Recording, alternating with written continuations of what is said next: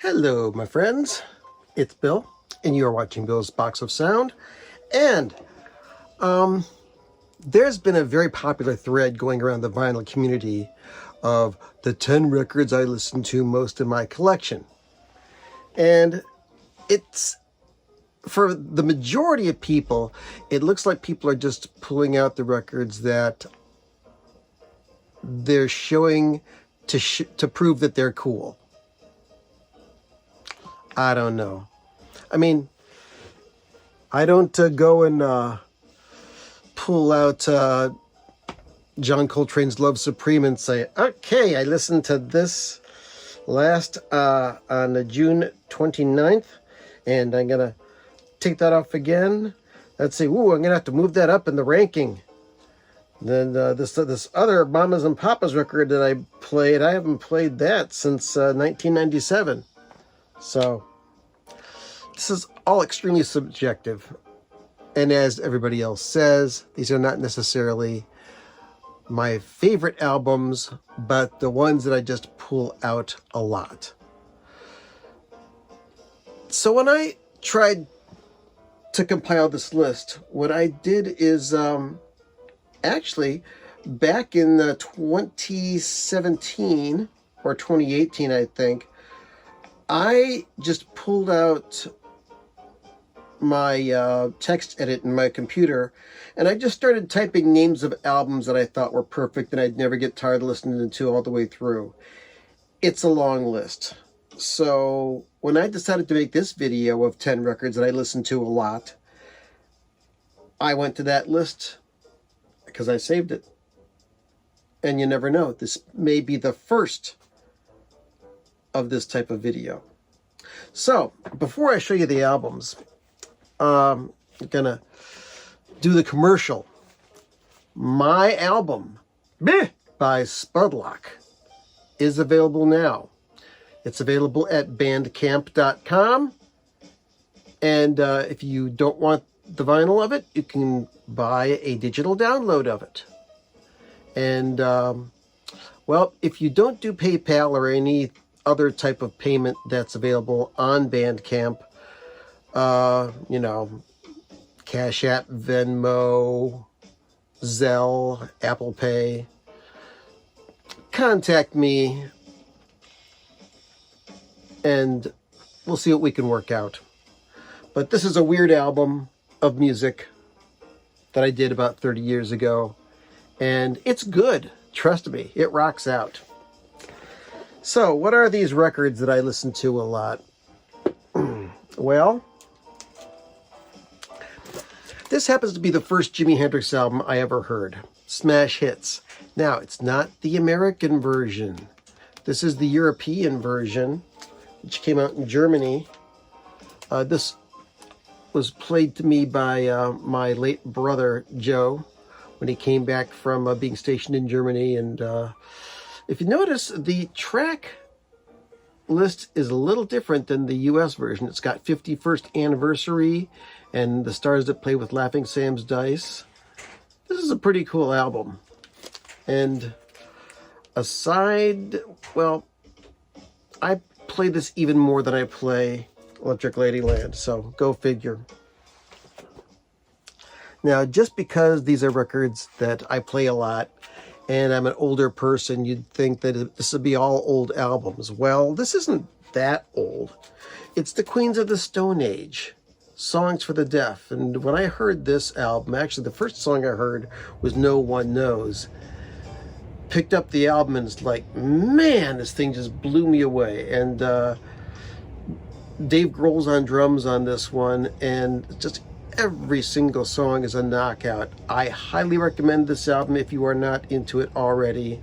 Queens of the Stone Age, most of their albums are pretty good, but this is the one that gets the most mileage. Songs for the Deaf. Had it on CD first. Had it for a long time. And I just couldn't find the vinyl. And finally it got re-released, so now I have it on vinyl.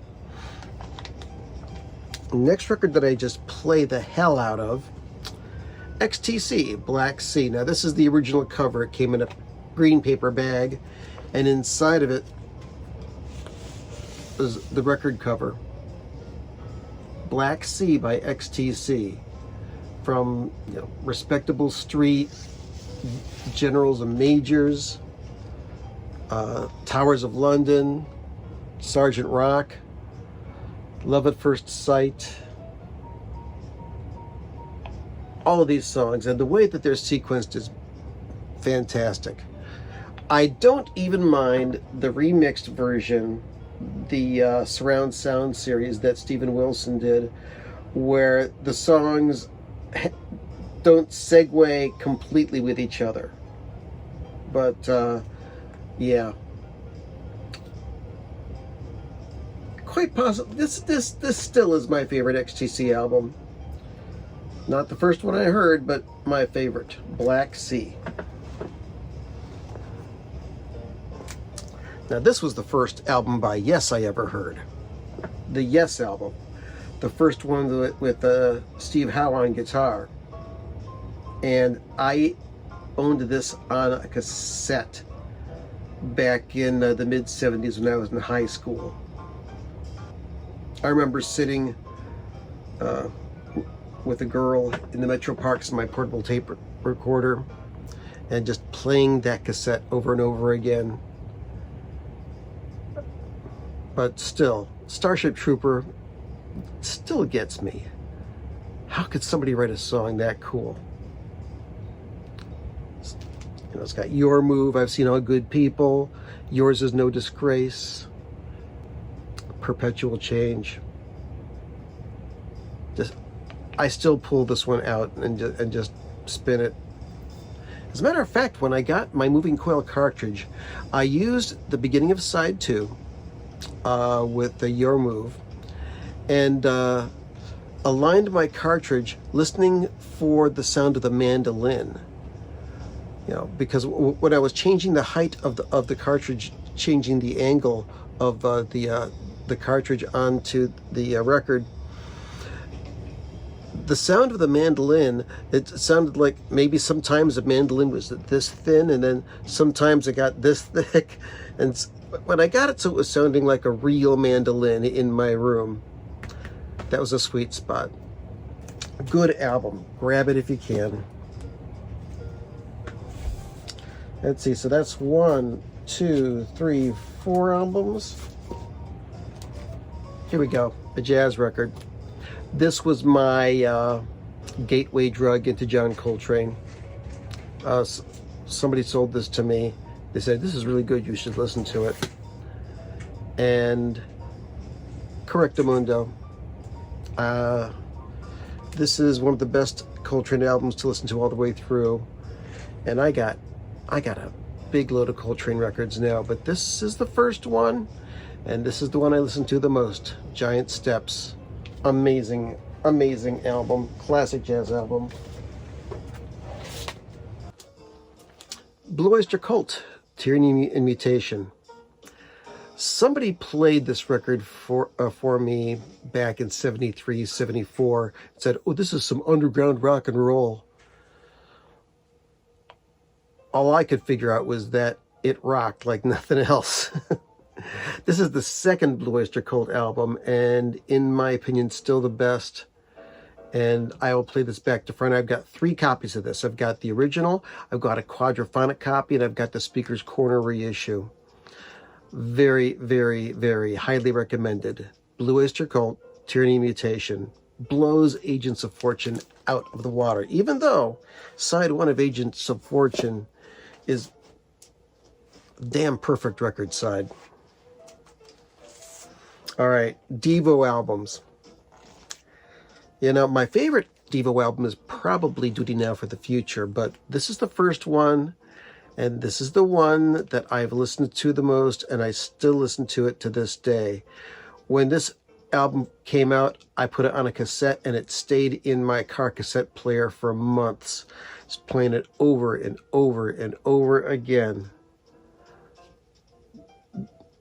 This is the perfect debut album from one of the best bands ever, Devo. Q, Are We Not Men? A, We Are Devo. Now, another album that I put on a cassette and played it to death in my car, is something that's never come out on vinyl. And it's an album by Frank Zappa called The Best Band You Never Heard in Your Life. I put as much of this on a 90-minute cassette that I could, and especially the first disc, starting with Zoot Allures and going all the way through to the end of the first disc, because this is the 2 CD set. This is the original cover, and then they found out later on that this photograph was they had not obtained proper permission for it, so they took that photograph off, and now it's just a black cover.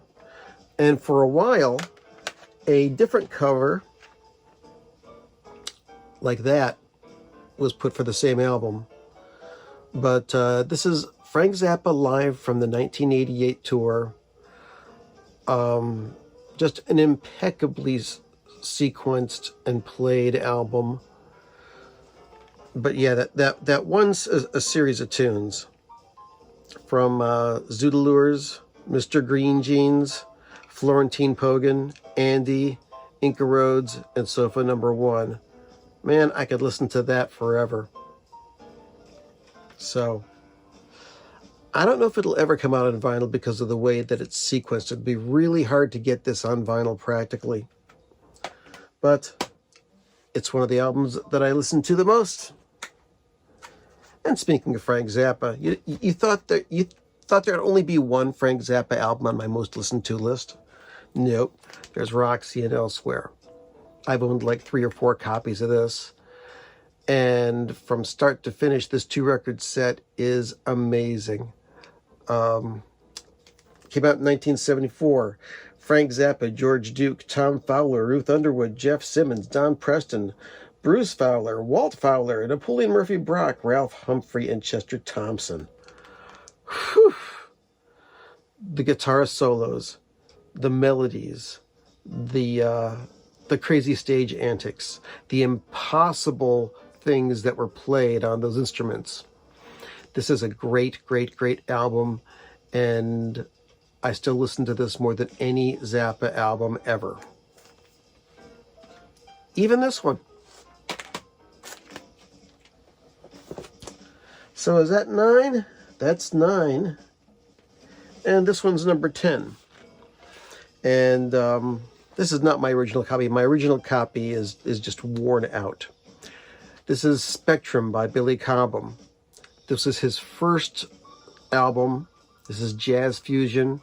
It's got Tommy Bolin on guitar, Jan Hammer on keyboards, Ron Carter, as well as Leland Sklar plays the bass on this. And this isn't just a drummer's album. This is just good music. From the first track, Quadrant 4. I've talked about this in many videos in the past. But man, this has recently been re-released again. There's a red vinyl version on Friday Music, and then there's this version on Rhino that was cut by Kevin Gray. Very hard to find, but seek it out if you don't already have it. Man, I love this album. So that's 1, 2, 3, 4, 5, 6, 7, 8, 9, 10 albums that I listen to a hell of a lot. And I may do a volume 2 of that in the near future. But until then, go listen to some music. I had a great time. Hope you did too. And hope you enjoyed my list. Buy my album, damn it. Spudlok.bandcamp.com